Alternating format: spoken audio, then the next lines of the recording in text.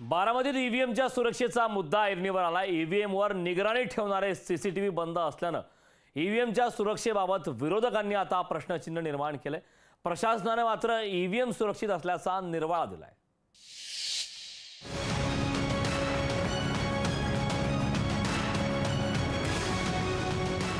ईव्हीएमवर विरोधकांना संशय असताना बारामतीत ईव्हीएम संदर्भात धक्कादायक बातमी समोर आली आहे। बारामतीत मतदानानंतर ज्या स्ट्रॉंग रूममध्ये ईव्हीएम ठेवल्यात तिथले सीसीटीव्ही बंद पडल्याची धक्कादायक माहिती समोर आली। ईव्हीएमवर निगराणी ठेवणाऱ्या मॉनिटर्सवर कॅमेरा चालू नाही किंवा कनेक्शन काढलंय असा मेसेज येत होता। राष्ट्रवादी शरदचंद्र पवार पक्षाचे लक्ष्मीकांत खांबिया यांच्याकडून या संदर्भात तक्रार दाखल करत आक्रमक पवित्रा घेतल्यानंतर लोकशाही मराठीनं देखील ही बातमी लावून धरली। लोकशाही मराठीनं ही बातमी दाखवताच प्रशासन खडबडून जागं झालं आणि सकाळपासून बंद पडलेली ही यंत्रणा कार्यान्वित करण्यात आली। बारामती लोकसभा मतदारसंघाचे ईव्हीएम मशीन ज्या गोडाऊनमध्ये ठेवलेले आहेत त्या गोडाऊनचं सीसीटीव्ही फुटेज सकाळी 10:25 पासून बंद पडलेलं आहे। याच्या पाठीमागे काहीतरी काळबेरं तर नाही ना अशी शंका माझ्यासारख्या कार्यकर्त्याच्या मनात आल्याशिवाय राहत नाही। विरोधकांकडून सातत्यानं ईव्हीएम आणि मतदानाच्या आकडेवारीवरून सवाल उपस्थित केले जात असताना बारामतीत घडलेल्या या प्रकारानंतर राजकीय वर्तुळातून बारामतीत काही काळबेरं तर झालं नाही ना अशी शंका उपस्थित करत प्रतिक्रिया समोर येत आहेत।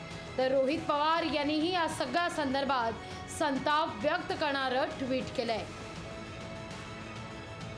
बारामती लोकसभा मतदारसंघातील ईव्हीएम ठेवलेल्या गोदामातील सीसीटीव्ही 43 मिनिटं बंद असल्याची माहिती ही धक्कादायकच आहे।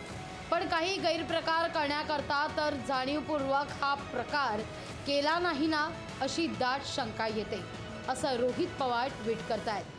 ज्याप्रमाणे हॉस्पिटलमध्ये व्हेंटिलेटर आवश्यक असतं त्याप्रमाणे ईव्हीएमच्या गोदामामध्ये सीसीटीव्ही यंत्रणा सुरू असणं आवश्यक आहे।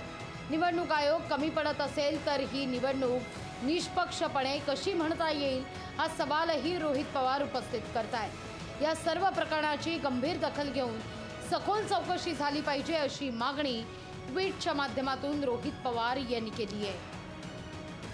तर झालेला प्रकार अतिशय गंभीर असून निवडणूक आयोगानं तातडीनं याची दखल घेऊन सीसीटीव्ही का बंद पडला याची कारणं जाहीर करावी आणि संबंधितांवर कारवाई करावी अशी मागणी सुप्रिया सुळे यांनी केली आहे। बारामतीत पवार घराण्याची प्रतिष्ठा पणाला लागली आहे। पवारांची मुलगी की सून बाजी मारते याकडे सगळ्यांचंच लक्ष आहे। कोणत्याही परिस्थितीत सुनेत्रा पवारांना दिल्लीत पोहोचवायचंच अशी दादांसह भाजपनंही खुणगाठ बांधली आहे। तर भावकीची नाही तर विकासाची लढाई असल्याचं म्हणत सुप्रिया सुळेंनी देखील पदर खोचलाय। अशा या पॉवरफुल लढाईत हा प्रकार घडल्यानंतर ईव्हीएम मध्ये काळबेरं झाल्याच्या संशयाचा धूर बारामतीत आता निघू लागलाय। अमोल धर्माधिकारी, लोकशाही मराठी, बारामती। लोकशाही मराठी ऐका, पहा, जागरूक रहा।